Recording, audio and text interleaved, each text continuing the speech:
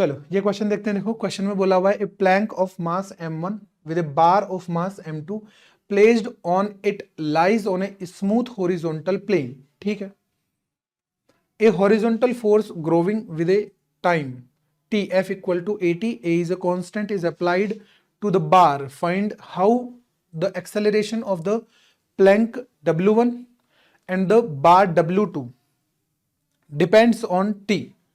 If the coefficient of friction between the plank and the bar is equals to k, draw the approximate plots of these dependencies. देखो जैसे जैसे अपन को question बोला हुआ है ना, वैसे वैसे अपन इसका डायग्राम फॉर्म कर लेते हैं। जो फोर्स लग रहा है दैट इज टाइम डिपेंडेंट, और टाइम डिपेंडेंसी इसकी a into T, linearly dependent है टाइम के। ठीक है, तो देखो अपन को बोला गया है दो ब्लॉक हैं, है ना, एक है m2 और एक है m1। नीचे अपन मान लेते हैं m2 और m1 कुछ इसी तरीके से है ना। m2 placed on it lies on the smooth horizontal, Planck of mass m1, m1 नीचे वाला है और m2 है ऊपर वाला। Find the how acceleration of Planck w1 and the bar w2। ठीक है, देखो जैसे जैसे अपन को क्वेश्चन बोला गया है, ये है अपने पास m1, ठीक है, और इसके ऊपर ब्लॉक रखा हुआ है, बार रखी हुई है जिसका मास है m2, और जो फोर्स अप्लाइड है ना F इक्वल टू 80, वो अपने पास ए हॉरिजॉन्टल फोर्स ये is applied on the bar, मतलब यहां m2 के ऊपर अप्लाइड है कुछ इस तरीके से F and that is equals to 80, है ना। अब देखो ध्यान से, और फ्रिक्शन जो है वो यहां पे नहीं है, ये स्मूथ है, मतलब यहां पे फ्रिक्शन अपने पास 0 है, कोएफिशिएंट ऑफ फ्रिक्शन, यहां पे फ्रिक्शन है अपने पास एंड दैट इज, इसकी वैल्यू अपन को कितनी गिवन है k। तो अगर मैं ध्यान से देखूं तो जो नीचे वाला ब्लॉक है ना, और जो ऊपर वाला ब्लॉक है, अगर दोनों के बीच में ही कोई भी फ्रिक्शन नहीं है, कोई भी फ्रिक्शन नहीं है, तो होगा क्या कि जो ऊपर वाला ब्लॉक है उसके ऊपर फोर्स है, तो वो ब्लॉक ऐसे चलेगा इसके ऊपर, मतलब ऊपर वाला जो ब्लॉक है वो नीचे वाले ब्लॉक के ऊपर आगे की तरफ फॉरवर्ड डायरेक्शन में ऐसे चलेगा। तो डाउनवर्ड ब्लॉक के रेस्पेक्ट में अपवर्ड वाला ब्लॉक चल रहा है राइट डायरेक्शन में, तो डाउनवर्ड ब्लॉक अपवर्ड ब्लॉक पे फोर्स लगाएगा फ्रिक्शन बैकवर्ड डायरेक्शन में। सिमिलरली फोर्स जो है वही न्यूटन्स का थर्ड नियम है ना, एक्शन और रिएक्शन का। अगर नीचे वाला ब्लॉक ऊपर वाले पे फोर्स लगा रहा है लेफ्ट डायरेक्शन में, तो ऊपर वाला ब्लॉक नीचे वाले पे लगाएगा राइट डायरेक्शन में। तो अगर फ्रिक्शन नहीं है तो नीचे वाला ब्लॉक रखा रहेगा, ऊपर वाला ब्लॉक ऐसे चुपचाप चला जाएगा। लेकिन फ्रिक्शन है दोनों के बीच में, तो होगा क्या, ऊपर वाला ब्लॉक नीचे वाले ब्लॉक को भी आगे की तरफ खींच के ले जाएगा, और अल्टीमेटली जो नीचे वाला ब्लॉक है वो ड्यू टू फ्रिक्शन चलेगा, है ना। तो फ्रिक्शन की जो डायरेक्शन होगी वो किस तरीके से होगी, देखो ऊपर वाले ब्लॉक के ऊपर जो फ्रिक्शन आएगा ये तो अपोजिट डायरेक्शन में रहेगा, और नीचे वाले ब्लॉक पे अपने पास फॉरवर्ड डायरेक्शन में रहेगा। तो ऊपर वाले ब्लॉक को चला कौन रहा है, external force F equal to 80, और रोकने की कोशिश कर रहा है फ्रिक्शन, और नीचे वाले ब्लॉक को चला रहा है कौन, जो फ्रिक्शन आ रहा है वो। ठीक है ना, तो देखते हैं ध्यान से। देखो अगर ऊपर वाले ब्लॉक को, अब शुरुआत में तो देखो क्या होगा कि जो ऊपर वाला ब्लॉक है वो बिल्कुल स्लोली चलेगा, क्योंकि F इक्वल टू 80 है तो T इक्वल टू 0 पे नेट फोर्स 0 है, और जैसे ही टाइम बढ़ने लगेगा तो फोर्स जो है वो लीनियरली बढ़ रहा है धीरे धीरे। तो जैसे ही धीरे धीरे फोर्स बढ़ने लगेगा तो होगा क्या, ये फोर्स बढ़ेगा तो m2 को आगे की तरफ खींचना चाहेगा, उसी इंस्टेंट पे फ्रिक्शन भी विद इन 0 टाइम फ्रिक्शन भी यहां पे जनरेट हो जाएगा, और फ्रिक्शन यहां पे भी जनरेट होगा तो वो m1 को भी आगे की तरफ लेके चलेगा। ठीक है ना, तो शुरुआत में तो क्या होगा, शुरुआत में दोनों के दोनों जो ब्लॉक हैं वो सेम एक्सेलरेशन से चल रहे होंगे। कब तक चलेंगे सेम एक्सेलरेशन से, ये जो a है इसको अपन कुछ और बोल देते हैं, लेट्स से जो एक्सेलरेशन दे रखा है अपन को W1, W बोल देते हैं अपन। शुरुआत में तो दोनों के दोनों सेम एक्सेलरेशन से चल रहे होंगे। कब तक सेम एक्सेलरेशन से चलेंगे वो ऐसे समझते हैं। देखो जो m1 है, m1 को चलाने वाला कौन है, F, और m2 को चलाने वाला है F इक्वल टू 80। अब F इक्वल टू 80 तो कंटिन्यूसली टाइम के साथ बढ़ता जा रहा है, इसका मतलब M2 जो है वो तो कंटिन्यूसली अपना एक्सेलरेशन बढ़ाता जाएगा, बढ़ाता जाएगा, बढ़ाता जाएगा, बढ़ाता जाएगा, दैट डिपेंड्स ऑन टाइम। लेकिन जो M1 है वो कंटिन्यूसली बढ़ाता जाएगा, लेकिन कब तक? जब तक कि फ्रिक्शन अपने मैक्सिमम वैल्यू पे नहीं पहुंच जाता, क्योंकि M1 को तो केवल फ्रिक्शन चला रहा है ना, तो फ्रिक्शन थोड़ा ना इनफाइनाइट हो सकता है, फ्रिक्शन तो एक लिमिटिंग वैल्यू तक ही बढ़ सकता है ना। तो फ्रिक्शन बढ़ता जाएगा, बढ़ता जाएगा, और कब तक बढ़ता जाएगा? जब तक कि अपनी लिमिटिंग वैल्यू पे नहीं पहुंच जाए, जब तक कि मैक्सिमम पॉसिबल फ्रिक्शन ना लगे, और उसके बाद में फ्रिक्शन बढ़ेगा नहीं, लेकिन F इक्वल टू 80 तो बढ़ता जाएगा। तो ऊपर वाले जो ब्लॉक है उसका एक्सेलरेशन और नीचे वाले ब्लॉक का एक्सेलरेशन कब तक सेम रहेगा? जब तक कि दोनों के बीच में स्लिपिंग ना हो जाए। जब, और स्लिपिंग कब हो जाएगी दोनों के बीच में? जब तक फ्रिक्शन अपने लिमिटिंग वैल्यू पे ना पहुंच जाए, है ना। और लिमिटिंग वैल्यू पे कब पहुंचेगा वो अपन निकाल लेंगे अभी, है ना। तो देखते हैं ध्यान से। शुरुआत में वो W एक्सेलरेशन से चलेंगे, तो दोनों का जो नेट एक्सेलरेशन होगा वो W होगा, और जो फ्रिक्शन है वो स्टैटिक फ्रिक्शन लगेगा दोनों के बीच में, क्योंकि दोनों के बीच में रिलेटिव मोशन नहीं हो रहा है। तो कौन सा फ्रिक्शन आएगा? Static friction. तो स्टैटिक फ्रिक्शन की जो वैल्यू है वो भी अपन निकाल पाएंगे आराम से। देखो एक्सेलरेशन जो है वो कॉमन एक्सेलरेशन रहेगा, है ना। तो अपन T equal to T naught की भी अपन बात कर लेते हैं कि वो समय जहां पे ये दोनों अलग अलग हो जाएंगे, मतलब दोनों का एक्सेलरेशन अलग अलग हो जाएगा।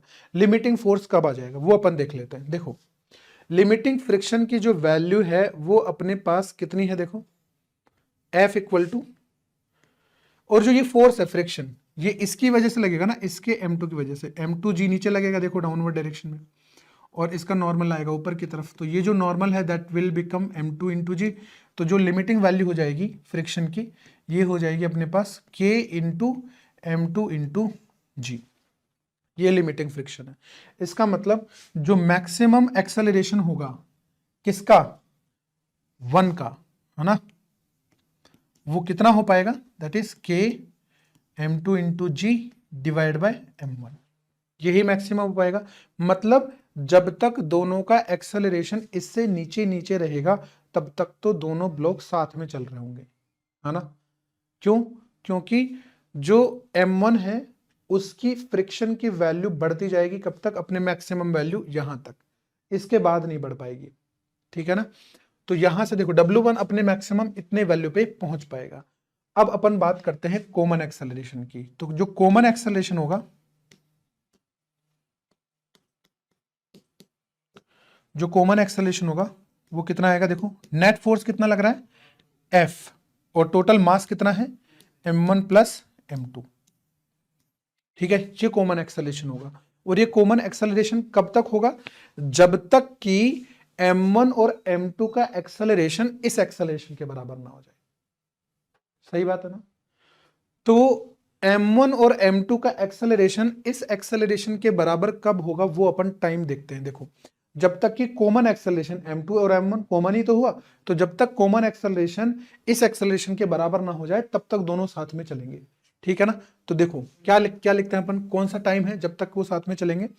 That is F divide by M1 plus M2 किसके बराबर हो जाएगा? K M2 into G divide by M1, और ये बराबर कितना है? A T नोट की बात करते हैं अपन।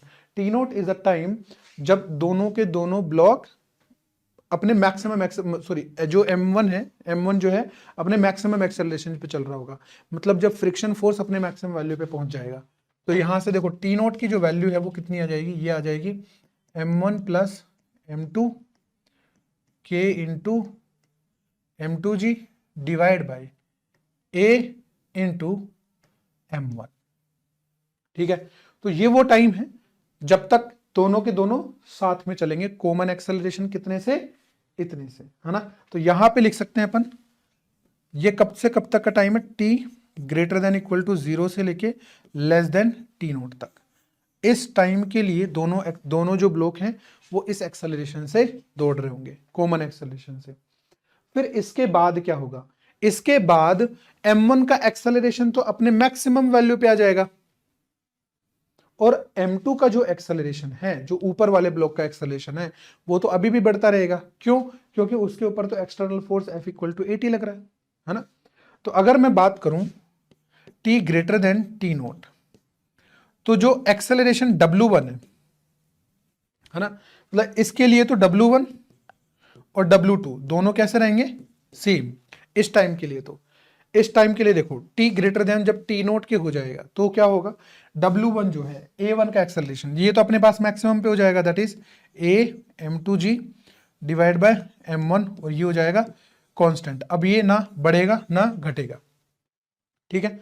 और ऊपर वाले का देखो फोर्स कितना लग रहा है, F इक्वल टू 80 ऊपर वाले ब्लॉक पे, और फ्रिक्शन कितना लग रहा है, K into M2 into g. तो जो W2 होगा वो अपन लिखेंगे A इंटू टी माइनस पीछे की तरफ फ्रिक्शन कितना है, K इंटू M2 इंटू जी, जो कि कांस्टेंट हो गया है, डिवाइड बाय M2। और ये जो W2 है that is linearly increasing with time, ठीक है ना। तो शुरुआत में जो W होगा वो तो कुछ इस तरीके से होगा, अपन इसको ऐसे लिख सकते हैं, W equal to W1 equal to W2 equal to 80 divide by M1 plus M2, ठीक है। तो देखो शुरुआत में जो W1 की जो स्लोप है वो A divide by M1 plus M2 है टाइम डिपेंडेंट में, और W2 की स्लोप भी सेम है, और यहाँ पे इसके बाद में W1 जो है वो कांस्टेंट हो जाता है, और W2 जो है उसकी स्लोप हो जाती है A डिवाइड बाई M2, जो कि ज्यादा है किससे, A divide by M1 plus M2 से। अगर मैं प्लॉट बनाना चाहूं इनका तो देखो प्लॉट कैसे बनेगा, टाइम डिपेंडेंट, टाइम t और ये भी टाइम t। इसमें मैं बात करता हूं किसकी, W1 की, और इसमें मैं बात करता हूं W2 की। तो जो W1 है देखो, W1 तो कांस्टेंट हो जाने वाला है, और शुरुआत में जो दोनों की स्लोप है वो सेम रहेगी, ठीक है ना। W1 और W2 दोनों की स्लोप कैसी रहेगी, सेम रहने वाली है। तो देखो यहां से दोनों की स्लोप ऐसे रहेगी,